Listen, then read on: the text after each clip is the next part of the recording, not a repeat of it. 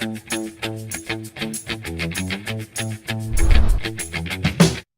welcome to the Retro Show. I'm Bearded Mike, and I wanted to try something new on the channel by touching on some video game history.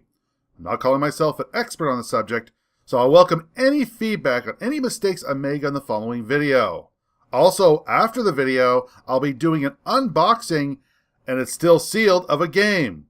The first subject I'd like to cover is AtariSoft. So in 1983, Atari announced the formation of AtariSoft, a division to make games for competing video game and computer systems like Commodore, Coleco, IBM, Intel Electronics, Texas Instruments, and Sinclair, and I am probably missing a few. I guess we can only speculate, why would Atari create software for its competitors? Maybe the video game crash of the same year would force the game company to see other form of revenue. Or some, I don't know, independent computer companies were starting to make clones of licensed arcade games. For whatever reason, in 1983 they started AtariSoft, which I mentioned earlier.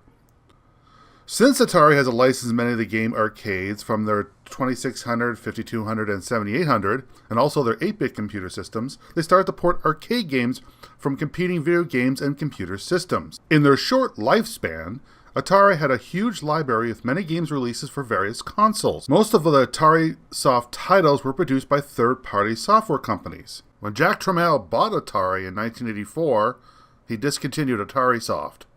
Atari's releasing for various systems were in different colored boxes.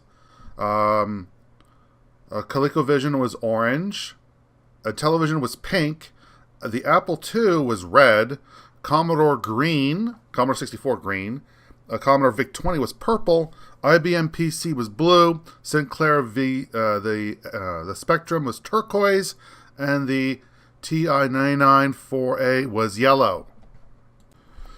So this is the end of the journey of our video, which is the natural game from AtariSoft, Centipede. This is for the VIC-20s, purple. Now, this has never been unwrapped, and I guess it was never unwrapped since 1983. Probably there's a copyright here. Oh, it's Atari Inc. I don't know if you can see that. I'll just click on the autofocus. Autofocus. It's in French and English. I guess it doesn't come with a anyway, so everybody knows what Centipede is. So the reason why I made this video is anytime I buy a new game, I decide to do some research either on the company or the game itself. I already knew a lot about Centipede. It's Centipede, right? There's nothing too crazy about it, but the actual company AtariSoft, there's very little information on it. So I have to go do some digging, and what you see in the video is my research, very little research on it. So again, please give some comments below if you find some other stuff you want to add to it. So I'm going to do an unboxing of this. I know some people go, oh my god, don't do an unboxing of it, it's very rare, and you know, it's still sealed. Well, not really. It's not that it's rare. I picked this up for like 20 bucks. A lot of them out there are still relatively cheap. You can pick them up easy.